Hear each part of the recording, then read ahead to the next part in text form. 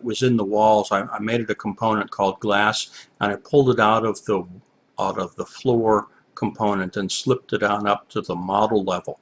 I've pulled that over here, and I've increased the size.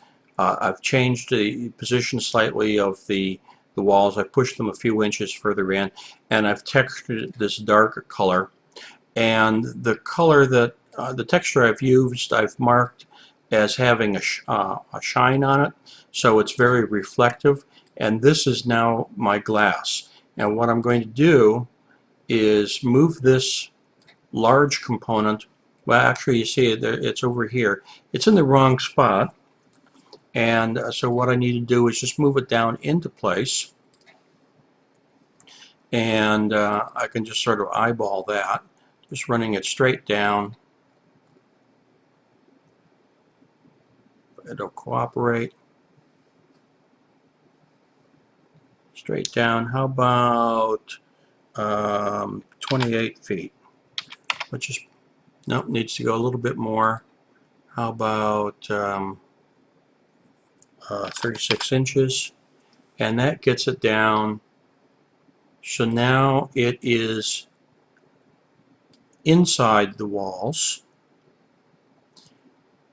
and it fills all of the space that will make up the windows. Now what I need to come back with at some point in time is I need to come back with something that represents the window frame and the portions that make up the windows, the wood, all the wood elements, and put those in place.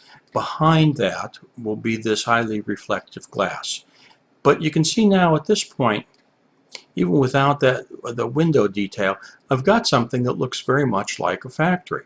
And what I'd like to do, just to sort of finish up this point here, is pull out the individual elements that went into this. I promised you in the beginning that basically this is a series of boxes. So I'm going to grab one of each and pull out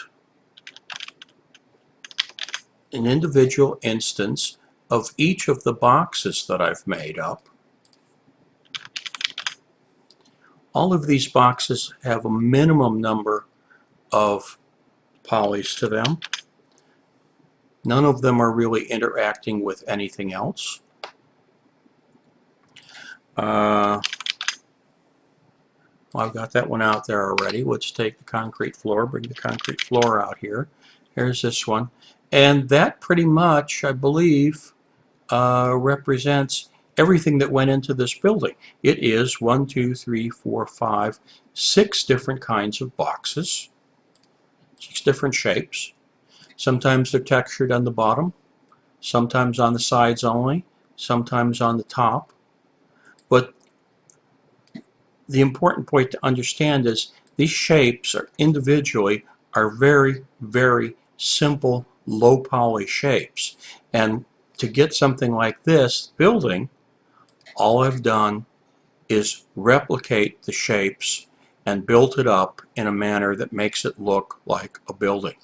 So if I were to say, let's get rid of all these things here, all my copies, and clean it up a little bit, I think I'm off to a pretty good start on this. Now, obviously, I've got more to do. I've got to do something with this yellow stuff up in the front that's some kind of a loading dock. And obviously, there are a lot more buildings here, all of which are going to need to have some kind of similar task performed. But in the end, they're all going to look pretty good.